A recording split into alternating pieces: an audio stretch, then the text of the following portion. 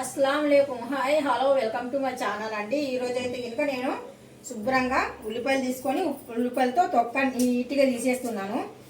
ఉల్లిపాయలతో మనం ఈ రోజు ఏం చేస్తున్నాము అనేది మీరు చూస్తూ ఉంటే తెలుస్తూ ఉంటదన్నమాట।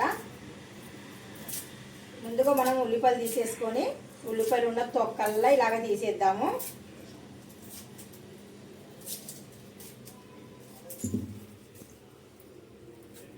ఒక కళాయిలో మొత్తానికి ఉల్లిపాయలు ఇలా వేసేద్దాము। వేసేసి కొద్దిగా వాటర్ వేసి మనం కటింగ్ చేయకముందే మనము ఉల్లిపాయలు శుభ్రంగా ఇలా కడుక్కోవాలండి। కటింగ్ చేసిన తర్వాత ఉల్లిపాయలు కడిగితే ఇంకా టేస్ట్ అనేది పోతుంది, అసలు కడగకూడదు కూడా।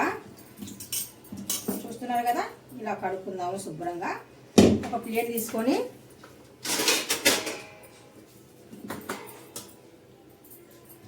స్మాల్ సైజులో మనం కటింగ్ చేద్దాము।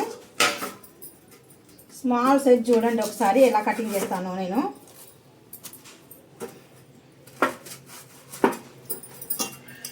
చాలా స్మాల్గా కటింగ్ చేయాలి ఈ కర్రీకి। ముందుగా మనం ఒకట్లో రెండు చేసేసి ఆ తర్వాత పొడుగుగా పీసెస్ చేయాలి। చేసిన తర్వాత మళ్ళీ ఇవన్నీ ఇలా పట్టుకొని స్మాల్ కటింగ్ చేయాలి, చాలా స్మాల్।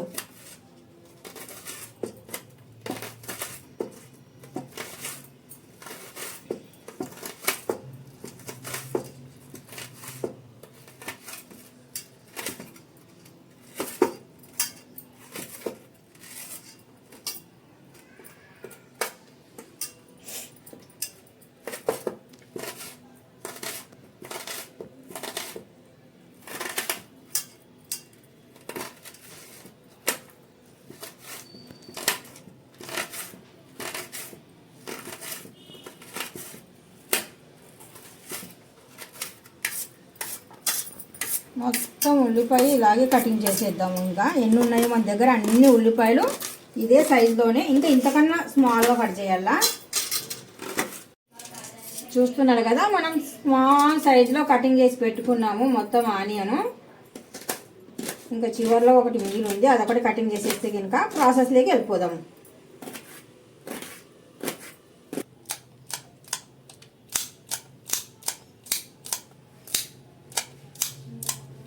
దీంట్లోకి కొద్దిగా మనకు గ్రీన్ మిర్చి కూడా అవసరమే, పచ్చిమిర్చి, అందుకనేసి సన్న స్మాల్ సైజులో కట్ చేద్దాం ఇలాగా।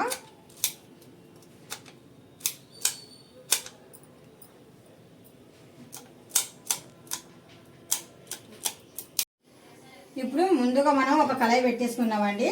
ఈ కళాయిలో కొద్ది వాటర్ ఉంది, అది డ్రై అవ్వాలి। ఓకే,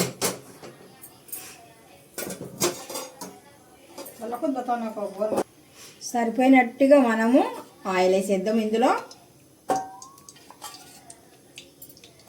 అవునండి, మీరు ఏమనుకుంటున్నారో సేమ్ ఎగ్జాక్ట్లీ అదే వండుతున్నా నేను।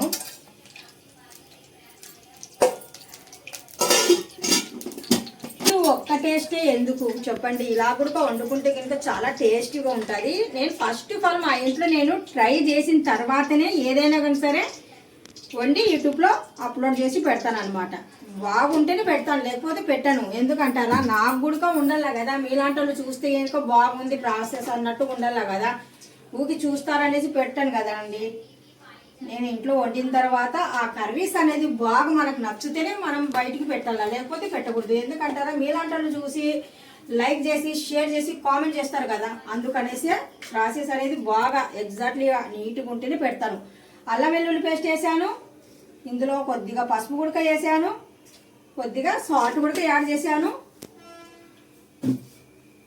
ఇలాగ వండుకుంటే కనుక అదొక టేస్ట్ అనమాట। ఇప్పటికి మీకు సగం వరకు మీకు అర్థమైపోయింది అది ప్రాసెస్ అనేది। ఇందులో కొద్దిగా గరం మసాలా,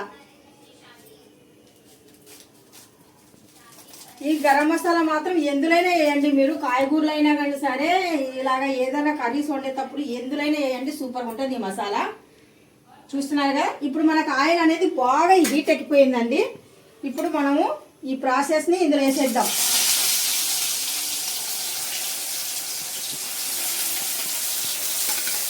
ఎప్పుడు ఒకలాగా కాకుండా వెరైటీగా ఈరోజు వండుతున్నాం అనమాట। ఇలాగా చాలా బాగుంటుంది।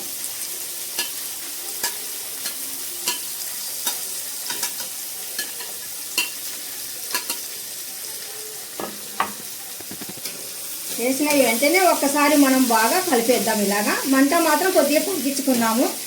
అస్సలు నీసు వాసన అనేది ఉండదు. ఎగ్ అనేది మనకు ఆనియన్ అంటారా బాగా మెత్తగా అవ్వకుండా మనకు ఎంత బాగుంటుంది అంటే ఇలా వండుకుంటే కనుక చాలా టేస్టీగా ఉంటుంది. చూస్తున్నారు కదా, మీకే ఎంత కలర్ఫుల్గా కనిపిస్తుంది కదండి.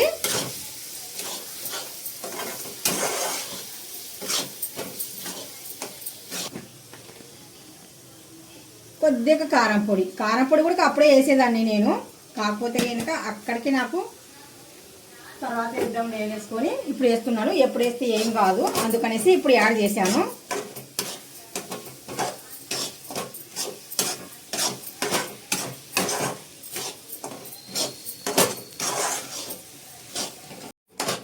ఇప్పుడు మనకు అడుగు అంటకుండా కొద్దిగా మనం ఇలాగా కలుపుతూనే ఉండాలండి. కొద్దిగా కలిపితే కనుక మనకు చిన్న చిన్న ముక్కల కిందకి ఇడిపోతుంది ఎగ్ అనేది.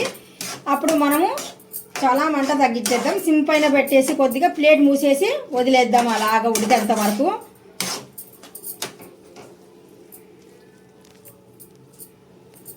అలాగా చివరిలో ఒకసారి ఇలా కలిపేసి ఇంకా మంట బాగా తగ్గించేసానండి. తగ్గించేసిన తర్వాత మనము ఇలాగా కవర్ చేసేసి అలాగా ఆవిరి మీద ఉడికిపోవాలి. ఇప్పుడు మొత్తానికి రెడీ అయిపోయిందండి. మళ్ళీ ఒక్కసారి చూద్దాం మరి. ఇంకా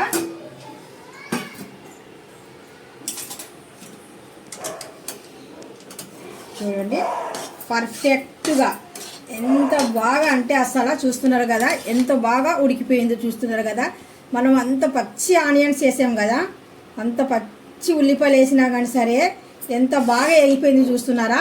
మనం ఉల్లిపాయలు ఒకసారి గుడ్లు ఒకసారి అవన్నీ ఒకసారి వేయకుండా ఇలా కూడా చేసుకోవచ్చు.